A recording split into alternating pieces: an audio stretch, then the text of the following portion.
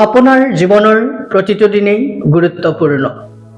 কেতিয়াবা এনেকুৱা ভাৱ হয় নেকি যে আপোনাৰ জীৱনটো গুৰুত্বহীন? জীৱনৰ কোনো এটা দিনেই গুৰুত্বপূৰ্ণ বুলি মানি ল'ব পৰাকৈ আপুনি একো সমল বা উপাদান বিচাৰি পোৱা নাই নেকি? এই প্ৰসংগত মাৰ্ক টুৱেইনৰ এষাৰ কথা আপোনালোকৰ সৈতে শ্বেয়াৰ কৰিবলৈ মন গ'ল। মাৰ্ক টুৱেইনে কৈছিল, "The two most important days in your life are the day you were born and the day you find out why." অৰ্থাৎ জীৱনৰ আটাইতকৈ গুৰুত্বপূৰ্ণ দিন হ'ল দুটা। এটা দিন হ'ল যিদিনা আপোনাৰ জন্ম হৈছিল, আৰু আনটো দিন হ'ল যিদিনা আপুনি জন্ম হোৱাৰ কাৰণটো বিচাৰি পাইছে।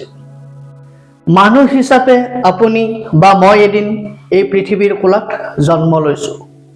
জন্ম হোৱাৰ ক্ষণ বা দিনটোৱেই আমাৰ বাবে গুৰুত্বপূৰ্ণ, কিয়নো সেই দিনটোৱেই আছিল পৃথিৱীত আমাৰ অস্তিত্বৰ দিন। দিনৰ পিছত দিন অতিক্ৰম কৰি তাকেই জীৱন বুলি সাৱটি লৈ আমি জীয়াই থকাৰ আশা কৰোঁ।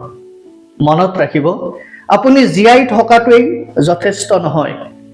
আপোনাৰ জীৱনৰ অৰ্থ আৰু উদ্দেশ্য বিচাৰি পোৱাটোহে আচল গুৰুত্বপূৰ্ণ।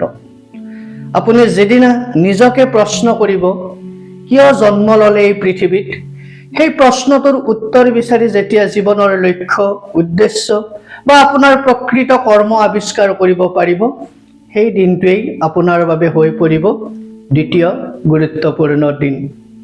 শেষত মাৰ্ক টুৱেইনৰ চিন্তাৰে কওঁ, আপোনাৰ জন্মতেই যেতিয়া জীৱনৰ প্ৰথমটো গুৰুত্বপূৰ্ণ দিন আপুনি লাভ কৰিছে, এতিয়া জীৱনৰ সঠিক লক্ষ্য, মহৎ উদ্দেশ্যৰ সন্ধান কৰি দ্বিতীয় গুৰুত্বপূৰ্ণ দিনটো নিৰ্ণয় কৰি লওক আৰু জীয়াই থকাৰ লগতে জীৱনটোক সাৰ্থক কৰি তোলক।